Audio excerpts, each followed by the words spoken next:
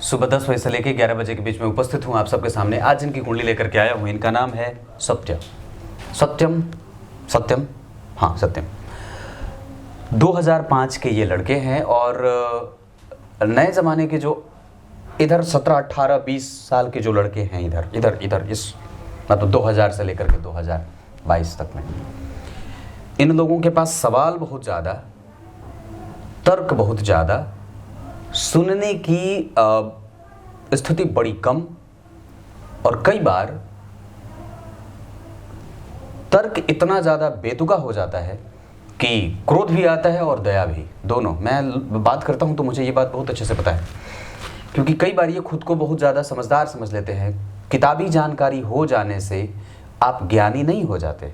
अनुभवों का संसार अलग होता है, जो एक उम्र बीतने के बाद ही संग्रह व्यक्ति कर पाता है, या उम्र बीतने के बाद ही वो हो पाती है वो चीज़। इस वजह से आजकल के कम से कम 20-22 साल के जो लड़के हैं, जो आज अपने आप को 22 साल का देख रहे हैं, उन्हें कम से कम स्थिर शांत रह नहीं सकते, क्योंकि अवस्थागत वो स्थिति ही नहीं है। पर फिर भी जितना अधिक हो सके लोगों को सुनने की आदत डालनी चाहिए। आप अच्छे श्रोता बन जाओ, जितना ज़्यादा हो सके सुनो, चाहे वो बड़े जो कुछ भी कहते हो या कोई भी व्यक्ति आपके हम उम्र का ही क्यों ना हो। आप जब तक एक अच्छे श्रोता नहीं बन सकते तब तक वक्ता बनने के बारे में विचार भी नहीं कर सकते। ये पहली बात। और ख़ास करके तब जब मैं आपको इनकी कुंडली में दिखाऊं कि जैसे इनकी जो कुंडली बनी है वो मार्गशीर्ष और कार्तिक माह में जन्मे हैं।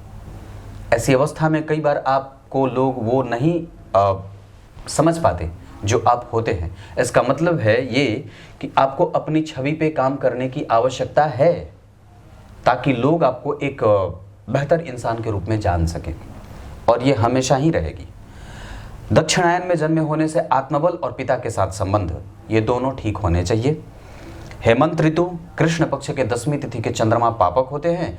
इस वजह से आपके सामने धन कमाने की जो स्थिति रहेगी वो हमेशा चैलेंजिंग रहेगी। मतलब आप सरकारी क्षेत्र से अगर कोशिश करें कि नौकरी मिल जाए, नहीं तो ये चंद्रमा बड़े ही मन से, बड़े ही धन से और बड़े ही तन से, तीनों ही तरीके से प्रभावित और परेशान करने वाले हो जाते हैं। ऐसी अवस्था में व्यक्ति को कई बार प्राइवेट सेक्टर या खुद की नौकरी करनी पड़ती है। शुक्रवार के जन्मे होने से खर्च बहुत ज़्यादा और शौकीनी बहुत ज़्यादा हो जाती है। और उत्तरा फाल्गुनी नक्षत्र में जन्मे होने से व्यक्ति की कुंडली में जो स्थिति बनेगी वो क्षत्रिय वर्ण और मनुष्य गण का हो जाएगा, और व्यक्ति में चिंता, व्यग्रता, हठ, क्रोध और ईगोइस्ट, ये पांचों नेचर कई बार धीरे धीरे बढ़ जाते हैं। विषकुंभ योग में जन्मे हैं ये और गर्करण। ऐसी अवस्था में आपको अपने व्यय पे नियंत्रण रखने की आवश्यकता हमेशा होगी। और कई बार जब व्यक्ति व्यय करने चलता है तो उसको भले ही ये बात पता ना हो कि कहाँ से ये आ रहे हैं, पर निश्चित रूप से एक वक्त के आने के बाद आपको उस पर विचार करने की आवश्यकता, क्योंकि ये कुंडली व्यय के मामले में कभी कभी आपको परेशान करेगी। 12वें भाव के अधिपति होकर के व्यय भाव के अधिपति आपकी कुंडली में शुक्र होते हैं, और यही ग्रह आपकी कुंडली में लग्न को देख रहा है। गुरु और शुक्र दोनों ही लग्न को देख रहा है। यहाँ से शुक्र ने देखा है और यहाँ से लग्न ने। ऐसी अवस्था व्यक्ति के व्यवहार में अनुभव दे दे, या फिर कई बार व्यक्ति अपने अनुभवों के आगे किसी को समझे ही नहीं। अष्टम भाव के अधिपति जन्म कुंडली में अष्टम को देख रहे हैं। इस वजह से आयु है और स्वभाव में गांभीर्य है, और कई बार तो व्यक्ति हठ और क्रोध से युक्त या कई बार कड़वा बोलने के लिए ही जाना जाने लगता है, या कई बार अच्छे लोगों के साथ भी बुरे लोगों के साथ भी दोनों ही के साथ एक ही जैसा व्यवहार करने वाला हो जाता है। वस्तुतः शनि यहाँ पे कभी भी खराब नहीं होंगे, पर शत्रुवत नहीं है। तात्कालिक मित्रता में शनि और चंद्रमा का योग अच्छा बनेगा, लेकिन धन भाव के अधिपति पराक्रम में और पराक्रम भाव के अधिपति अष्टम में या छठवें में, तो पराक्रमेश दुह स्थान के अधिपति तृतीय भाव, इस भाव सिंह राशि का निर्माण हो जाता है। मिथुन लग्न और सिंह राशि। ऐसी अवस्था में व्यक्ति जब इनके यहाँ कोई पानी पीने जाए, रिश्तेदार या फिर कोई लोग, तो पानी पीने के लिए जब दे तो कहेगा खा लो खा लो, कभी देखा नहीं होगा। उसके कहने का सेंस गलत नहीं था, संभव है वो मजाक कर रहा हो या हंसी में बात कह रहा हो, पर जो व्यक्ति गया है उसको तो बात बुरी लग जाएगी। इसका अर्थ क्या है कि वाणी भाव में शनि कई बार क्रोधी और मसालेदार बना देते हैं। वाणी से भी सुमधुर नहीं हो पाता और कई बार इतना ज़्यादा गंभीर होता है कि उसको समझना बड़ा मुश्किल हो जाता है। उसके दिमाग में कौन सी बात चल रही है वो कई बार अपने मनोभावों को बहुत अच्छे तरीके से रिप्रेजेंट नहीं कर पाता है। इस पे काम करने की आवश्यकता है। आपका कम्युनिकेशन बहुत अच्छा है और आपकी कुंडली का भाग्य बहुत अच्छा है, क्योंकि भाग्य भाव के अधिपति जन्म कुंडली में अगर धन भाव में बैठेंगे तो भाग्य भाव के अधिपति और जन्म कुंडली में अष्टम भाव के अधिपति हो जाने से शनि को अष्टम भाव का दोष भी लगेगा और भाग्य भाव के अधिपति होंगे तो भाग्य भाव का अधिपति मैं यहाँ क्यों कह रहा हूँ, क्योंकि भाग्य भाव में उनकी मूल त्रिकोण राशि बनी है और यहाँ धन भाव में जाकर के बैठ जाने से, तात्कालिक मित्रता में मैत्री का भाव रख लेने से और गुरु से केंद्र में हो जाने से, गुरु की दृष्टि नवम भाव पे पड़ जाने से और इस भाव के अधिपति अगर गुरु से केंद्र में हो, इस भाव से पंचम भाव बलवान होता हो तो भाग्य भाव बलवान होगा। इसका अर्थ है कि व्यक्ति के पास पिता का सुख है, पिता से धन है, पैतृक संपत्ति भी है, पर निसंदेह वो पिता भी कई बार कठिनाई में होते हैं जो कि कई बार पुत्र समझ नहीं पाए या कई बार अपने ही आप को केंद्र में रख करके वैचारिक उत्पत्ति विचारों की उत्पत्ति होती है। वो कई बार दोनों लोगों को और दोनों पक्षों को सही तरीके से समझ नहीं पाता है, ऐसा भी कह सकता हूँ। दूसरे नंबर पे जब जन्म कुंडली के द्वितीय भाव में भाग्य भाव के अधिपति बैठते हैं, जैसे कि यहाँ बैठे हैं, ये स्थिति धन के लिए बड़ी अच्छी होती है। मीन राशि के राहु बैठे और सिंह राशि की स्थिति, सिंह राशि और मिथुन राशि। अब ये जो स्थिति बनेगी वो जातक को कठोर, पर बाहर से, अंदर से नहीं। अंदर से तो उसका स्वभाव बिल्कुल ही सबको निर्मल बना देने का है। क्यों? क्योंकि अष्टम भाव के अधिपति अगर अष्टम को नहीं देखते और निश्चित रूप से इससे केंद्र में गुरु और इस भाव से केंद्र में गुरु नहीं होते तो बात गड़बड़ वाली होती। पर गुरु की दृष्टि तुला वाली है और लग्न पे मिथुन को देख रहे हैं। न तो यहाँ अच्छे बैठे हैं और अकेले गुरु व्यक्ति को बुद्धिमान बनाने से चूक कर देते हैं, या अकेले गुरु जो हैं वो एजुकेशन के लिए बड़े अच्छे होते हैं। अगर व्यक्ति पढ़ने में मन लगाते तो बहुत आगे जा सकता है, पर वो संतान के लिए खराब हो जाता है। अभी मैं कुछ दिन पहले बनारस गया था, यही कोई दुर्गा पूजा के बाद। गंगा जी से निकलने के साथ ही एक बहुत अच्छी घटना हो गई। बाहर गंगा जी से निकल के नहा रहा था तो निकल के बाहर बैठा था, मतलब बाहर निकल रहा था तो एक भद्र पुरुष मिल गए जो ज्योतिष के बड़े अच्छे जानकार भी थे और मेरा चैनल भी देखते थे और वो ज्योतिष के लोगों को छात्रों को पढ़ाते भी थे। उन्होंने बात कही कि नकुल पाराशर जी आप यहाँ क्या कर रहे हो? मैंने कहा कि गंगा जी में नहाने आया था। तो आप यहीं रहते हैं? मैंने कहा नहीं, अभी नहीं रहता, पहले रहता था। तो बोले कि आओ मेरे घर पे चलो थोड़ी देर के लिए। मैंने कहा नहीं, ज़बरदस्ती करे। उन्होंने ऐसा आग्रह किया, चलो। मैंने कहा चलिए ठीक है।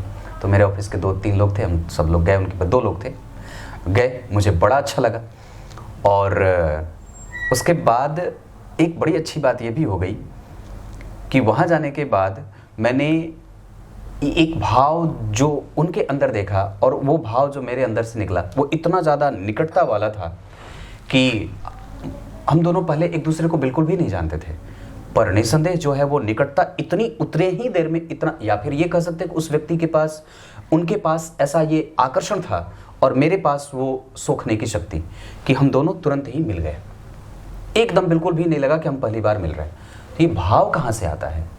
ये भाव आपके अंदर गुरु देते हैं जो पंचम भाव के गुरु हैं। स्वभाव भाव का अधिपति अगर स्वभाव भाव को ना देखे, वैचारिक बात है, यहाँ से आप जन्म लेते हैं, यहाँ से आपकी यात्रा शुरू होती है, यहाँ विचार बनने शुरू होते हैं, यहाँ आकर के रूप धरता है और यहाँ आकर के वो बिल्कुल ही धरातल पे दिखने लगता है। यही वो बात है। आयु भी देंगे और व्यक्ति का रिसर्च भी होता है, ज्ञान भी हो और किसी भी चीज़ के तह तक जाकर के समझने की शक्ति भी है। ये गुरु यहाँ ज्ञान के लिए अच्छे होंगे पर संतान के लिए कष्टदायक। और कई बार व्यक्ति जो भी चीज़ समझेगा उसको व्यापारिक दृष्टिकोण से थोड़ा ज़्यादा ट्रीट करता है, किसी भी चीज़ में अपना लाभ और अपना नुकसान देखने लगता है। इस वजह से कि जब आप किसी भी रिश्ते को, किसी भी वस्तु को व्यापार के दृष्टिकोण से दे देते हैं या व्यापारिक दृष्टिकोण दे देते हैं तो निसंदेह कुछ ना कुछ छूट जाता है। उसमें संतुलन तो एक बन जाए जो कायम रहे न रहे, पर निसंदेह उसमें थोड़ी सी कमजोरी भी आ जाती है, क्योंकि आत्मीयता वहाँ पे कमजोर हो जाती है और व्यवहारिकता थोड़ी ज़्यादा हो जाती है। व्यवहारिकता ज़्यादा होती है और व्यावसायिकता भी ज़्यादा हो जाती है। तो कहने का मेरा अर्थ ये है कि आपको व्यावसायिक नहीं होना है और सिर्फ अपने फायदे के बारे में ही विचार नहीं करना है। मिथुन लग्न के लोग मैथुन प्रिय होते हैं, पत्नी के वश में रहने वाले, जो पत्नी बात कह दे उसको मान लेने वाले, अपने सामने अपनी प्रशंसा सुनने वाले होते हैं और बहुत ही जिद्दी हो जाते हैं। बचपन से ही हठ, क्रोध और उन्माद सब भरा होता है। तुरंत ही समस्या को अगर खत्म ना किया जाए तो बहुत जल्दी डिप्रेशन में भी चले जाते हैं। हालांकि इनकी कुंडली में ये स्थिति डिप्रेशन में जाने वाली थोड़ी हो सकती है। भाव से तो चंद्रमा बड़े अच्छे बैठे हैं, राशि भी बड़ी अच्छी है, पर इस भाव का अधिपति जो है वो इनको पेट का और विचारों का रोगी बना रहा है। तो आप किसी के बारे में बहुत जल्दी ही जज मत करिएगा कि वो व्यक्ति ऐसा है। ये भाव बहुत जल्दी नहीं बनाना है। आप अगर जज शब्द का अर्थ समझते हो, जजमेंटल हो जाना, किसी भी चीज को लेकर के एक आम धारणा विकसित करके और उसको ही मान लेना कि नहीं यही सत्य है। जैसे वो पिता के बारे में हो कि नहीं मेरे पिता ऐसे हैं, पर हो सकता है कि आप उनको अच्छे तरीके से समझ ना पाए हो सकता है कि आपकी माता के बारे में आपके जो दिमाग में भाव बन रहे हैं, आपके रोके जाने पर, जब आप कोई काम करने चलते हैं और आपके माता और पिता आपसे रोक रहे हो, या फिर आपके जो बड़े भाई वगैरह बड़ी बहनें अगर वो रोके, तो आपको ये कोई भी मनोभाव नहीं विकसित करना है। क्योंकि आप ऐसा कर सकते हैं क्योंकि आप मिथुन लग्न से प्रभावित है। ये लोग बहुत जल्दी ही विकास करने के पीछे भागते हैं। तुरंत इन्हें धन कमाना होता है, तुरंत ही बड़ा व्यक्ति बनना होता है, तुरंत ही सारी चीजें चाहिए होती हैं और ये अपने तर्क के आगे कभी किसी की सुनते नहीं। ये सारी निगेटिव भी हैं और पॉजिटिव भी हैं। मजबूत होना, इच्छा शक्ति का, आत्मविश्वास बड़ा मजबूत, किसी के सामने झूठ बोल करके आंखों में आंखें डाल करके कैसे धन उसके पॉकेट से निकालना है, इसमें ये माहिर होते हैं। अर्थात कहने का है कि वो भविष्य को देखने की शक्ति उनमें होती है, आंखें छोटी होती हैं और कई बार बोल करके, गंभीर काम करके, पहाड़ों का काम, पठारों का काम, चट्टान का काम, सीमेंट का काम, बालू का, गिट्टी का, छड़ का, बिल्डिंग का और टेक्नोलॉजी का, हार्डवेयर से संबंधित ऐसे काम करने में इनको महारत हासिल होती है और तकनीक के जानकार भी होते हैं। राहु और केतु में से माता का स्वास्थ्य कई बार बीमार रहे और व्यक्ति का कर्म क्षेत्र ठीक रहे। राहु की दशा में व्यक्ति विष खोपड़ा वाला दिमाग पैदा हो जाता है लेकर के। जैसे वही राहु उनको ट्रैक देते हैं, वही राहु उनको गति देने का प्रयास करते हैं और ऑप्शन दिखाते हैं सामने कि तुम ये भी कर सकते हो, तुम्हें ये भी कर लेना चाहिए। ये राहु करेंगे। शनि यहाँ गंभीर बनाएंगे, चंद्रमा भाग्यशाली बनाएंगे और केतु यहाँ माता को रोक देंगे। पंचम भाव के गुरु शिक्षा के लिए अच्छे, संतान उत्पादन में दिक्कत होगी। सूर्य और बुध व्यक्ति को साहसी और तार्किक बनाने के साथ साथ ऋण में कभी भी न रहने वाला और कई तरीके से धन कमाने वाला और हमेशा ही यात्राओं का प्रिय होता है। सप्तम भाव के शुक्र अच्छे होंगे शुभ ग्रह की राशि में। इस भाव का अधिपति पंचम में परिवर्तन, इस वजह से ज्ञान का, अनुभव का और व्यवहारिकता के साथ साथ व्यक्ति के पास घमंड भी हो जाता है। अष्टम भाव के अधिपति इसको देख रहे हैं, आयु और एक्सीडेंट और कई बार अकाल मृत्यु वगैरह का कोई योग नहीं बनेगा। पर हाँ, इस भाव के अधिपति और इस भाव पर मंगल इस भाव से केंद्र में है। क्यों केंद्र में, मैंने कही बात, इस भाव का जब अध्ययन करते हैं तो इस भाव में जो उच्च राशि बनी है वो मंगल की है और मंगल उससे केंद्र में है। इसका अर्थ होगा कि व्यक्ति का लाभ भी ठीक होगा और व्यक्ति का जो गूढ़ व्यवहार होता है वो भी बड़ा अजीब सा होता है, जिसको पढ़ना बड़ा मुश्किल हो जाए। नवम भाव के अधिपति और अष्टम के अधिपति होकर के धन में बैठेंगे तो धनवान बना देंगे, लेकिन ये धन प्राइवेट सेक्टर से और खुद के व्यापार से ज्यादा आते देख रहा हूं। दशम भाव के अधिपति अगर पंचम में बैठेंगे तो व्यवहारिक और व्यापार करके व्यक्ति को धन देंगे। एकादशवें भाव के अधिपति होने के कारण व्यक्ति स्कूल, कॉलेज और पठन पाठन आदि से संबंधित या उनको कोई रिसोर्स इकट्ठा करके देना हो वो काम भी व्यक्ति कर सकता है। घूम घूम करके, घुमंतु होकर के धन कमाए तो भी बहुत अच्छा होगा। इनकी कुंडली के लिए 6 तारीख अच्छी रहे। मिथुन लग्न की कुंडली के लिए सप्तम भाव बाधक भाव के रूप में उपस्थित होता है और गुरु इस कुंडली के लिए मारक होते हैं, जो कई बार आपके प्रेम संबंधों को मारेंगे। तो विवाह कभी भी करना हो माता और पिता से बिना आज्ञा लिए मत करिएगा। इस कुंडली में शुक्र की अच्छी स्थिति है, मंगल की स्थिति अच्छी है, गुरु थोड़े ठीक हैं, शनि भी ठीक ठाक हैं, मतलब सबसे अच्छे तो शुक्र ही बन रहे हैं। उसके बाद सूर्य बुध भी यहाँ पे साहस और बल देंगे और निश्चित रूप से व्यक्ति के पास कई बार वो जद्दोजहद करके कई लोगों के साथ अपनी यात्रा शुरू करता है, पर वो आगे निकल जाता है और हो सकता है कि आरंभ में आपको कई बार, हालांकि इस कुंडली में कभी भी पैतृक और पिता के द्वारा कोई भी कसर आपके परवरिश में छोड़ी नहीं जाएगी और निस्संदेह आपने अपने माता को तकलीफ भी दे सकते हैं, इस वजह से वो नहीं देना है। उनके स्वास्थ्य का ख्याल आप ही रख सकते हो। पिता भाव में राहु हैं और यहाँ के अधिपति पंचम में पिता नामी हैं, उनको कौन नहीं जानता, और ये चीज़ आपको मेंटेन करने में ये राहु बल देंगे। अगर आप चाहें तो पिता के साथ कारोबार में आ सकते हैं। नवमांश कुंडली में शुक्र और मंगल का एक दूसरे को प्रभाव में रख लेना ये थोड़ा ठीक नहीं होगा। यहाँ शुक्र धनु के हैं, केंद्र में हैं, यहाँ शुक्र वृश्चिक के हैं, रोगी बना देंगे। पेट और अपच, हड्डी और हृदय का क्षेत्र वो परेशान नहीं होना चाहिए, क्योंकि रोगेश आपको दारिद्र भी बना रहे हैं, तो किसी को देने से बचना होगा, पर निश्चित रूप से आपका धन कोई हड़प नहीं सकता है। लेकिन यहाँ वृश्चिक राशि का अधिपति मंगल 7वीं दृष्टि के बाद 8वीं दृष्टि से देख रहे हैं, तो सूर्य, मंगल और बुध, यह यहाँ पे जो प्रभाव होगा वो व्यक्ति को क्रिएटिव, व्यक्ति के पास तर्क, व्यक्ति का ज्ञान और व्यक्ति के पास साहस, लड़ करके झगड़ करके वो ऐसा कई बार ऐसी गलतियां कर देता है जिसको स्वीकार करना बड़ा ही मुश्किल हो जाता है, और कई बार तो उस पर भरोसा ही ना, कोई ये गलती ऐसा ये कैसे कर सकता है।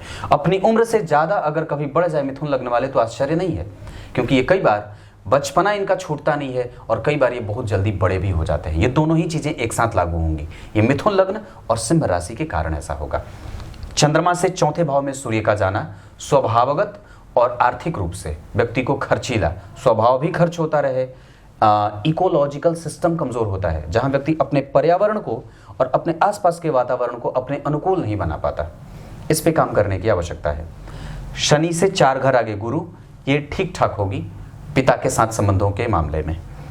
दशमांश कुंडली में लग्न के अधिपति लाभ में लाभेश के साथ बहुत बढ़िया, और धन भाव के अधिपति शनि से दृष्ट, विलंब से पर संतुष्टिजनक, और व्यक्ति अपने काम से खुश रहेगा, क्योंकि इस भाव के अधिपति इसको देख रहे हैं, शुक्र जैसे ग्रह जन्म कुंडली में हर जगह केंद्र में आ रहे हैं, तो व्यक्ति सुखी है और कामुक भी है, और साथ ही साथ उसके मित्र बड़े ही अजीब तरीके के लोग होते हैं। आपको मित्रों से हमेशा ही सावधान होना चाहिए, क्योंकि इस भाव के अधिपति आपकी कुंडली में 6वें में, वही मित्र कई बार दुश्मन बन जाते हैं, या फिर आपके लिए दुश्मन होते हैं पर कई बार आप पहचान नहीं पाते हैं।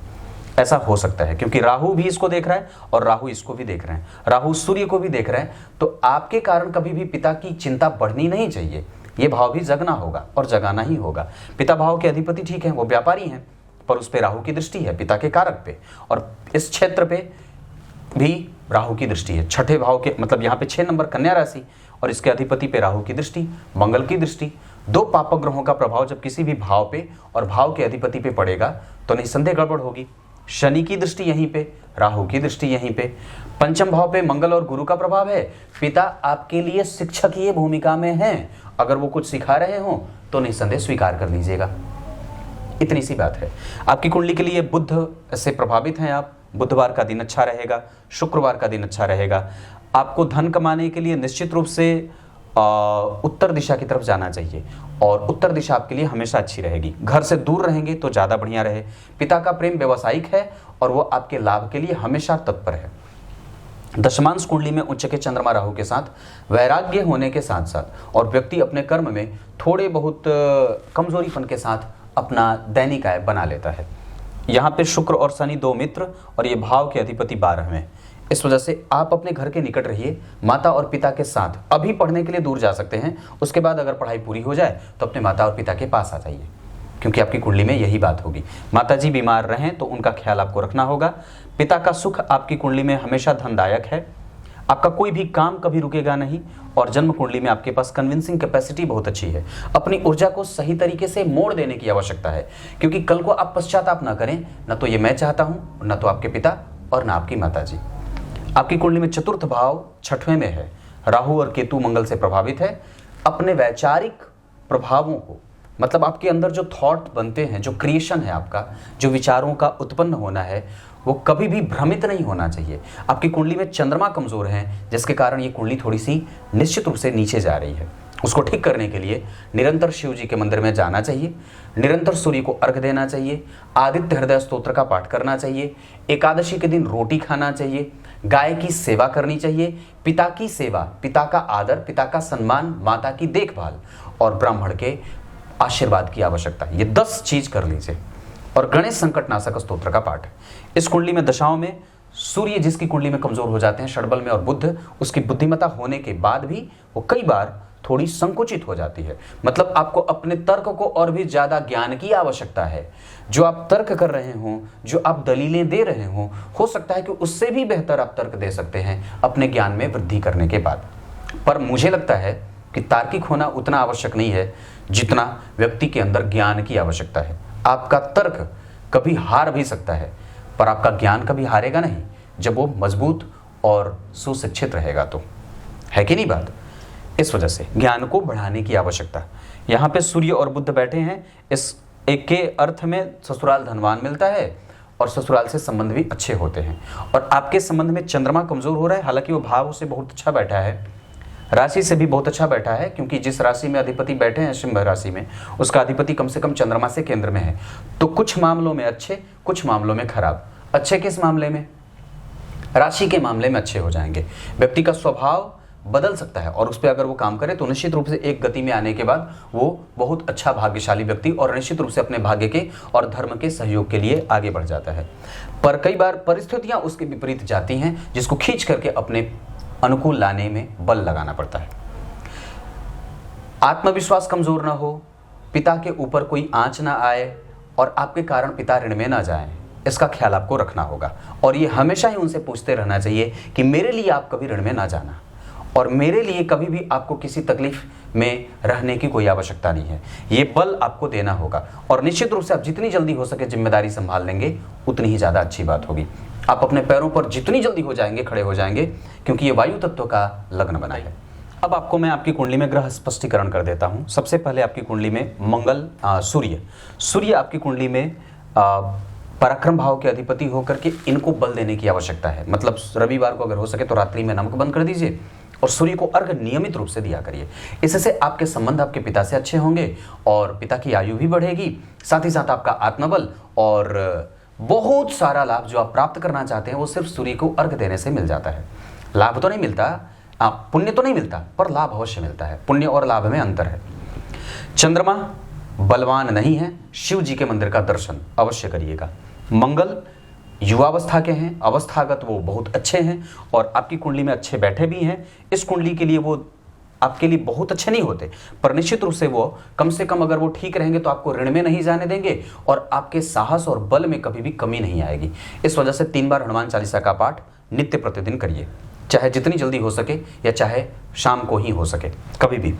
बुध ठीक नहीं है, वृद्ध हैं, इस वजह से अगर हो सके तो बुधवार 21 दुर्वा अवश्य ही अर्पित कर दीजिए। गुरु ठीक हैं, बल है, मंदिर का दर्शन करेंगे शिव जी वाला, उसी से काम हो जाएगा।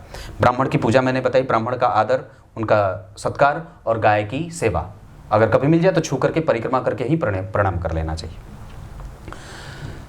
मैथुन ना करिए, और क्योंकि ये मृत प्राय है, नहीं तो संतान उत्पत्ति में दिक्कत होगी। मनचाही संतति कई बार नहीं मिलती और संतान के साथ संबंध गड़बड़ हो जाते हैं। शुक्र के बाद शनि, राहु और केतु आपके लिए हमेशा पक्ष में रहेंगे और इनकी दशाएं आपके लिए भाग्य के लिए, आपके इकट्ठा करने के लिए, आपके धन के लिए, आपकी समृद्धि के लिए, आपके बुद्धि के गंभीर होने के लिए और आपके नेचर को स्वरूप देने के लिए, तीनों ही दशाएं अच्छी रहेंगी। राहु की दशा आपकी कुंडली में बहुत अच्छी जाएगी, मंगल के बाद राहु ही आने वाले हैं, इस वजह से वही आपको और भी गति दे। 2028 में यानी कि आज से 6 साल बाद जब आपकी कुंडली में ये भाव एक्टिव होगा राहु वाला, तो यहाँ पे निस्संदेह आपकी कुंडली में ठीक होगा। हालांकि राहु के पास किसी भी ग्रह का कोई बल नहीं है और चतुर्थ भाव को शुभ करती लगा है। दशम भाव के ठीक आगे स्वग्रही ग्रह बहुत बढ़िया, और दशम भाव के अधिपति का त्रिकोण में आना, केंद्र के अधिपति त्रिकोण में बैठे, केंद्र के अधिपति त्रिकोण में बैठे, ये बहुत अच्छी बात होगी। इसका अर्थ है कि राहु आपको बहुत ही ब्रॉड माइंडेड और बड़ा ही सेटल करने वाला ग्रह बनेगा। मंगल आपकी कुंडली के लिए अच्छे नहीं होते, इस वजह से कंपटीशन अभी 6 साल है। दम लगाइए, पढ़िए, पढ़ाई पे ज़्यादा ध्यान दीजिए, क्योंकि ये आपके जीवन में दुश्मन ज़्यादा बना रहा है। चाहे लड़ाई हो, चाहे झगड़े हों, चाहे आपके सहपाठी हों, इन लोगों में कई बार व्यक्ति सप्रेश हो जाता है, झगड़ा ज़्यादा कर लेता है और कई बार छोटी छोटी बातों पे तुनक जाता है। क्यों ऐसा? क्योंकि शनि ने मंगल को देखा है, मंगल ने शनि को देखा है। ये सबसे खराब स्थिति है। मैंने आज तक जितनी कुंडलियां देखी हैं, मंगल स्वग्रही और मंगल जो है वो जन्म कुंडली में शनि अष्टम भाव को, आयु है, पर ये आपको कई बार जीवन में उधेड़-बुन में और कंफ्यूजन में न रखें, क्योंकि शनि की तीसरी दृष्टि यहाँ ठीक है, शनि की सातवीं दृष्टि यहाँ ठीक है, शनि की 10वीं दृष्टि ठीक नहीं है, मंगल की चौथी दृष्टि ठीक नहीं है।